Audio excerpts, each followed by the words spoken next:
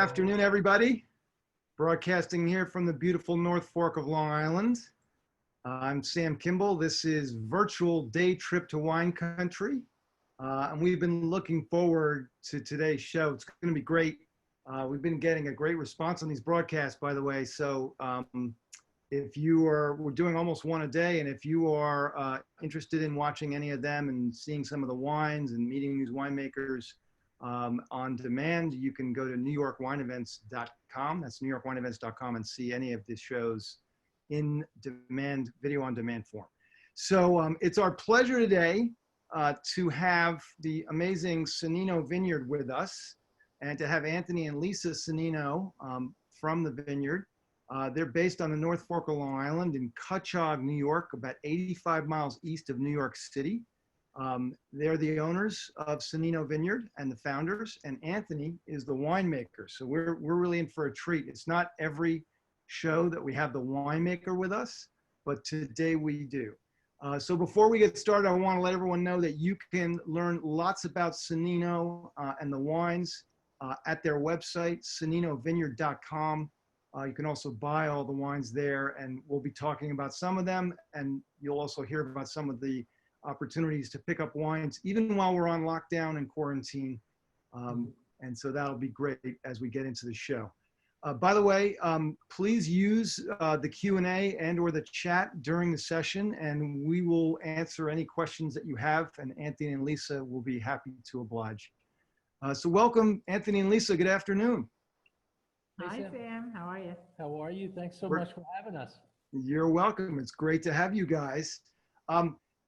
I think your history of Sannino Vineyard is particularly interesting, and it's kind of a touching story. So I'd love to have you tell it from the beginning. How did you get into making wine, and what's the history, the brief history of Sannino Vineyard?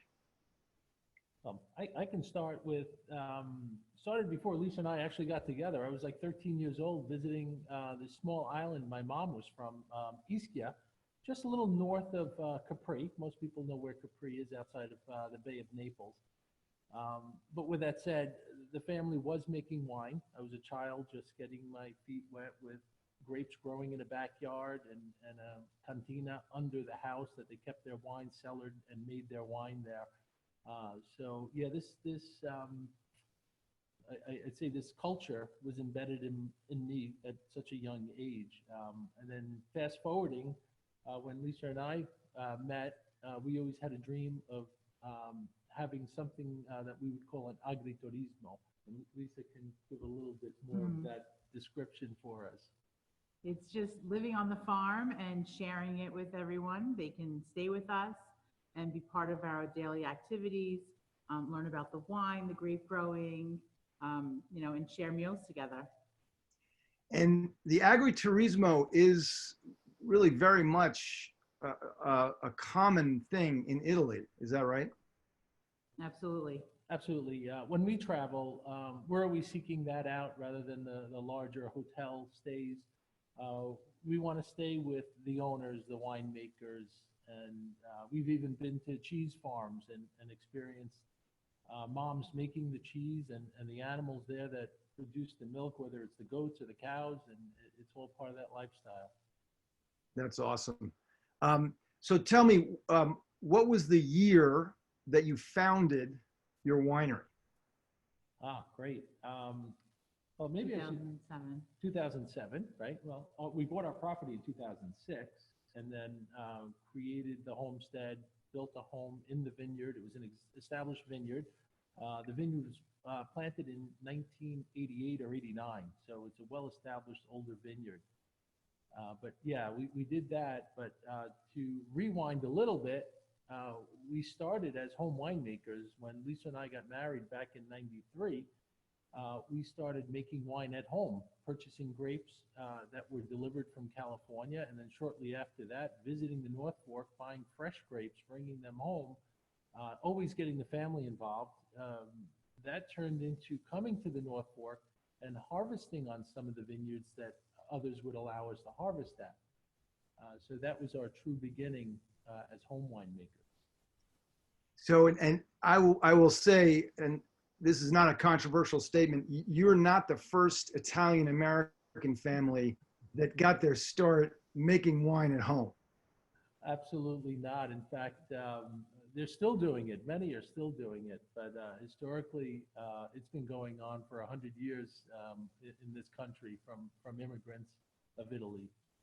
So you started doing that and going back to 1993, but you founded your winery in 2007 on the North Fork. And we're looking at the North Fork behind me here, which is a maritime climate for growing grapes and for vineyards. I'll let you talk a little bit about why that's important. But then eventually you got a brand new property and built a winery from the ground up in the last 2 years. You opened in, I think, mid 2019. Is that right? Yeah, just this past September, we opened our doors. This particular property where the winery is actually abuts our older vineyard, and we were able to plant a new vineyard right adjacent to, and our B&B guests now can wander through the vineyards and make their way up to the tasting house now and join in on wine tasting. So in that sense, you really have been inspired by the agriturismo model in Italy, where you can stay a lot of them at the agriturismo, which is almost like a boutique hotel. The winery is there, the vineyards, the grape growing is there, the entire food and wine experience is in one place. Absolutely. Right. It was, it's been a long journey, but yes, the creation was a dream that took place over the last 12, 13 years. So on that point, I sometimes like to ask this question. I call it the high-low. What was the highest moment, the greatest day in the history of Sannino Vineyard, and what was the toughest moment? And maybe start with the tough one and then tell us what the high note was. I know what I'm going to say. I'm curious what my wife is going to say. Toughest day. The toughest day was probably the toughest moment, which was over several months and probably years, was trying to obtain a building permit for our new winery. And I think that was the toughest. Probably. But probably the most, how did you put it? The highest moment was probably opening the door of the new winery, correct? Yes. That's what I would think. That's awesome. And we're looking at it. I'd love to do a little tour of the facility, of the various parts of the operation. So we're going to show people, first off, you know, the wine ultimately starts off in tanks. And then it makes its way into the barrel room in certain instances with the red wines, for example, and the oak aged white wines. But this building and this facility, which you built in the last 2 years on the North Fork of Long Island, has the entire vertical winemaking operation there. You have the vineyards nearby, you crush the grapes there. Yep. Tank room, barrel room, and then we're looking at the tasting room right now, another vantage point of that. So that's pretty impressive from, you know, folks who are making wine at home and, you know, 20 years ago. Sure, definitely. A hell of a lot easier now for us, that's for sure. Having everything on one site. So what is it that you really aim to do that differentiates Sannino Vineyard and your wines from other wineries in the area and wineries in general in the wine world? What's your point of difference? What's your sort of unique position? So would you like to hit it or shall I? What makes us unique? Yeah. Well, I'll go into number one, I believe, and I think Sam, you touched on it a bit about terroir, which is your very unique microclimate. And as you mentioned, Long Island has a maritime climate. Just to the south of us, we have the Peconic Bay, to the north, Long Island Sound, which bring warm airflow in cooler times where you might anticipate a frost. In the fall, when it's getting closer to harvest, our season is extended because we've got this warm air. So with that said, there is a unique microclimate and the terroir, the soil composition, which is pretty much very, very similar from winery or vineyard to vineyard out here, provides for a very unique situation for growing wine grapes. But with that said, as a winemaker and also as a vineyard manager, and I happen to play both roles here, we have the ability to work our vineyards a little differently than others, which means how close our plants are spaced, how close our rows are spaced. When our crop is starting to develop, we may trim our crop down to a lower quantity in order to produce a certain style of wine or a greater quantity. So winemaking actually starts in the vineyard.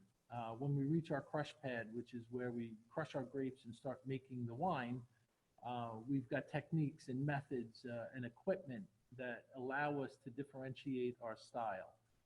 And then ultimately with refining wines, and you mentioned you have barrels behind you there, we have various barrels from different regions of the world. Oak could be sourced from France, from Eastern Europe, or here in the United States. All of that influence on our wine. So all of these methods and techniques are different from winery, vineyard, and winemaker to winemaker. Specifically, my style is pretty relaxed, pretty natural. It's basically taking our fruit, growing it in a very natural way, and bringing the process through to fruition and bottle with minimal interaction and just allowing the fruit to express itself, which is a true indication of our terroir. We're not trying to make our wines express themselves as a different region.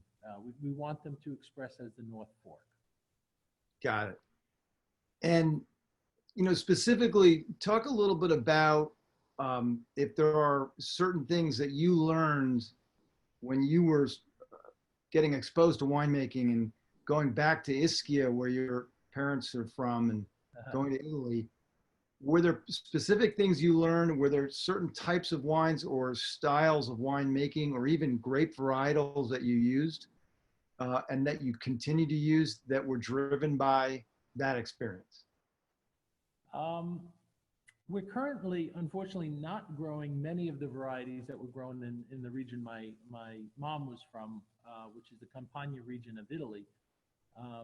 But with that said, what I remember as a 13-year-old, really unique, going into the cellar with my mom's uncle and pulling out a sample of wine from a barrel.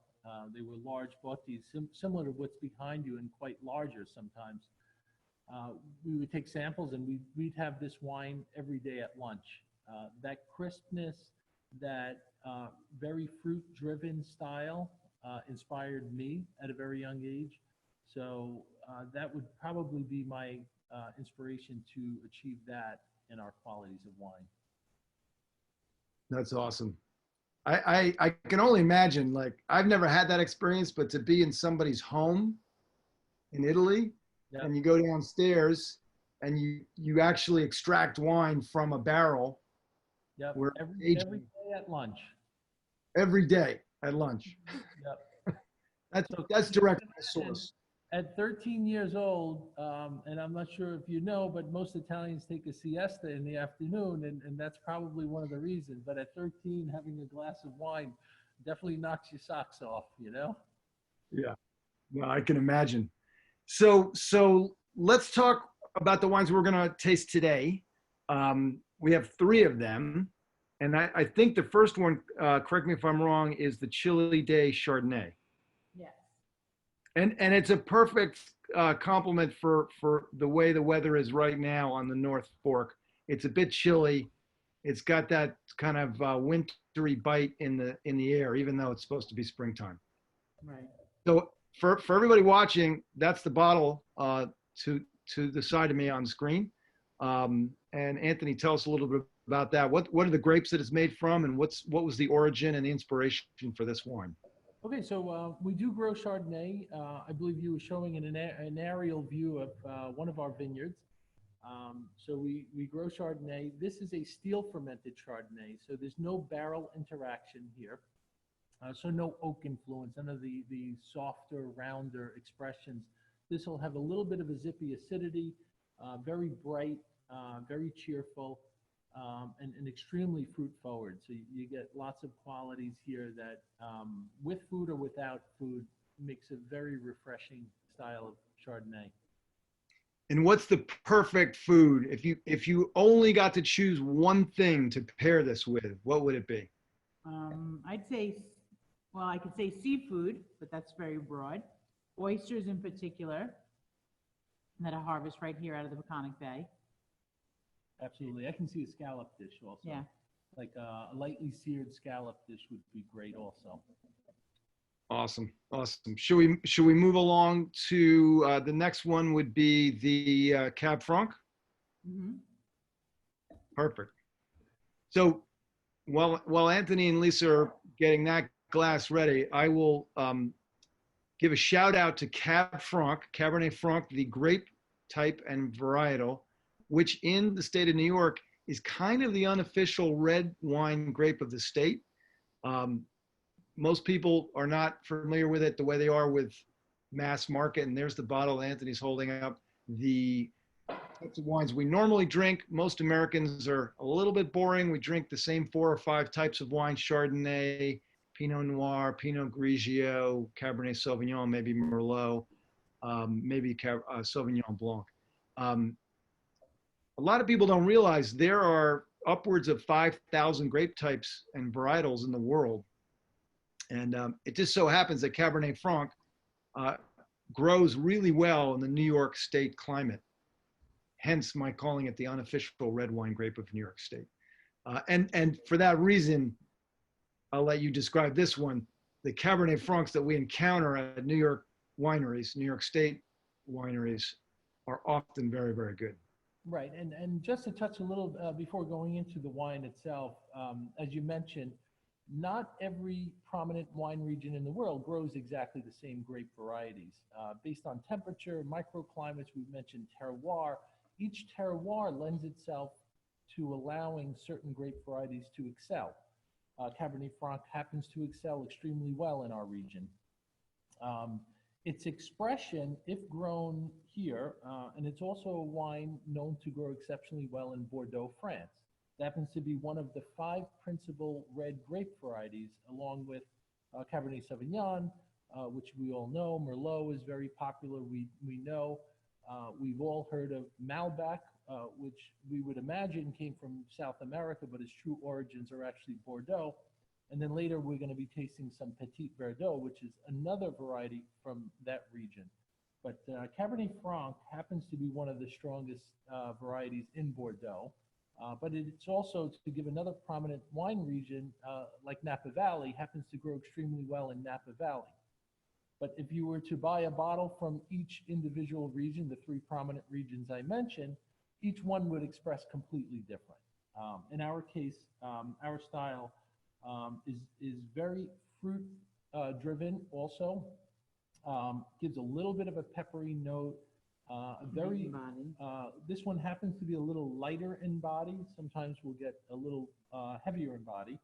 But I think one of the common attributes or varietal characteristics that we can anticipate is that little bit of a peppery note that we get from Franc. Yeah, that's it. Also, another tidbit of information, Cabernet Franc happens to be the parent grape of Cabernet Sauvignon. Is that right? It is. It is the parent, and it was joined with Sauvignon Blanc genetically, which is actually a white grape, to create Cabernet Sauvignon. So, little interesting. I just learned something brand new. Yeah, I think the thing about Cabernet Franc and other grapes that happen to grow well in a particular region, for example, in this case, New York State, people need to realize that just as palm trees don't grow in New York City, but they grow in Los Angeles. Correct. grapes and grapevines are plants, and so they're going to be ones that really thrive in certain environments and climates, and others that don't. How much time after crushing the grapes does this wine stay on the skins? Oh, good question, and a little technical, right? For those who don't know, red wines in general ferment with their skins, where white wines are grape juice that get fermented. So we immediately crush whites and press out the juice and ferment them. Where in this case, like for the Cabernet Franc, a minimum of 1 week, but sometimes up to 1 month, could be 30 days on the skin, depending on the vintage year, what Mother Nature gave us, and what we're looking to extract from that particular vintage of grapes. So hopefully that answers the question. And then how long are they in the tanks before they get? That was a very good answer, Anthony. You should be a winemaker. I'm going to practice to be, yes. Question for you. So then they're in the tanks for how long? And then at what point in time do they go into barrels for aging? Okay, so if they ferment on the skins for a week, 2 weeks, or a month, once they've been pressed off of their skins, we pretty much immediately go into barrel. For our wines, it's a minimum of 18 months in small cooperage. And other times we've gone as long as 3 years in barrel, depending on the vintage year.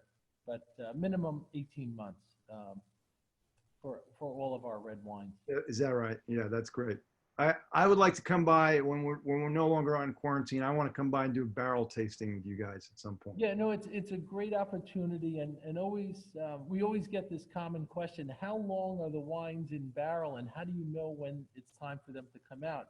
And that's probably the most difficult job we have, because Lisa and I have to get what we call a wine thief.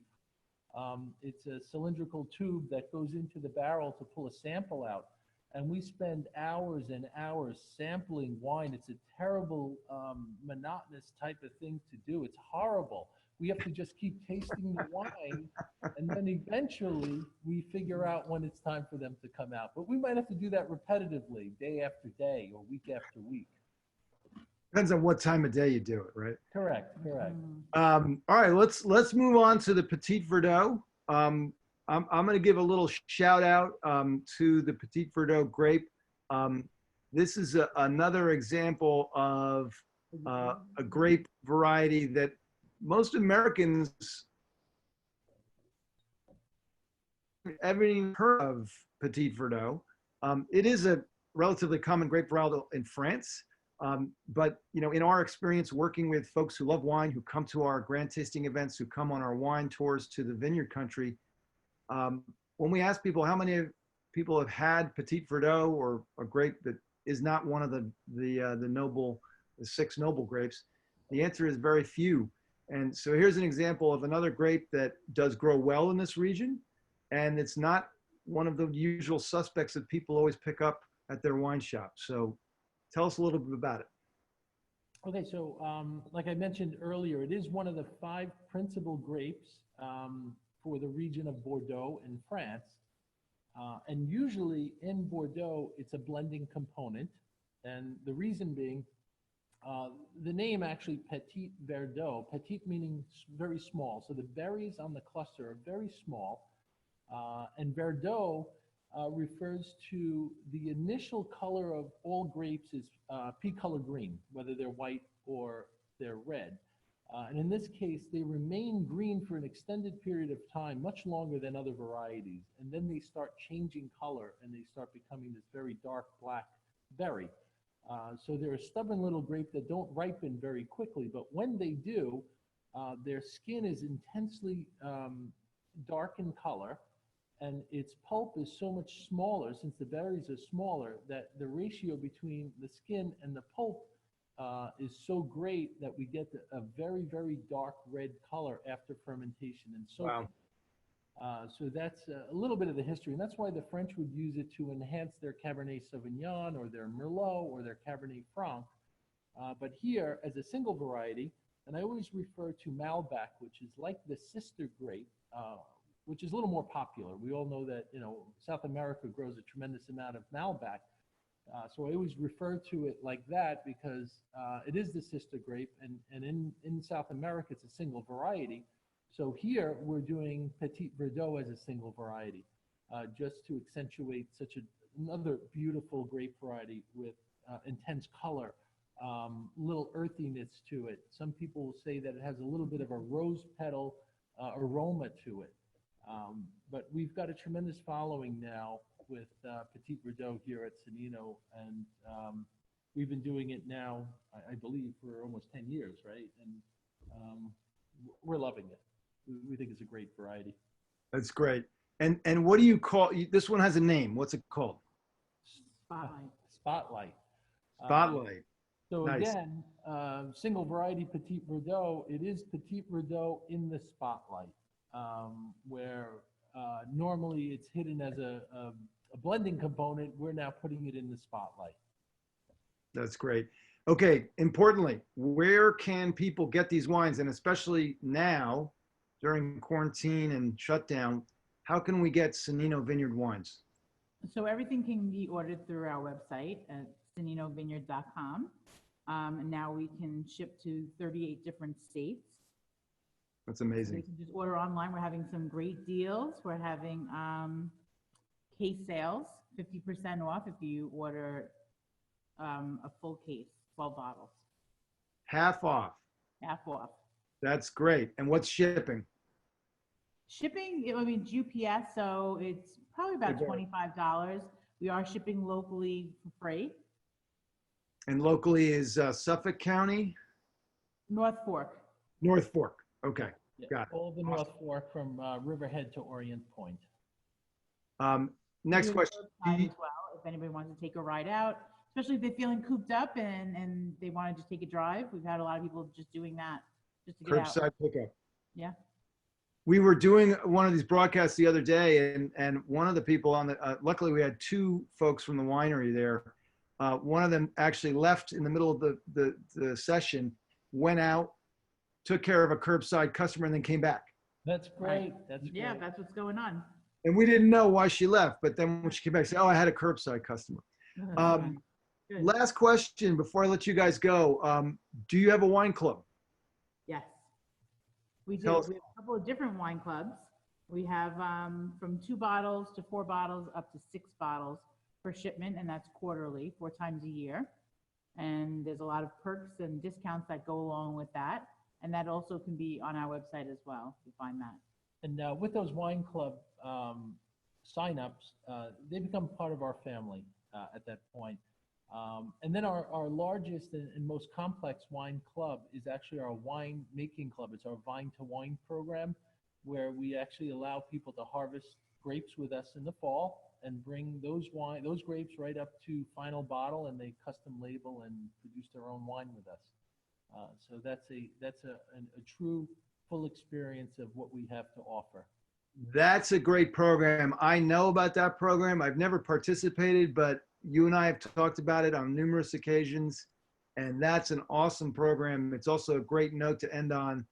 Certainly when things get back to normal and people are out and about, the Vine to Wine program, where you literally are part of the winemaking process from picking grapes to, all the way through the process of making wine. And picking grapes is really easy to keep social distancing.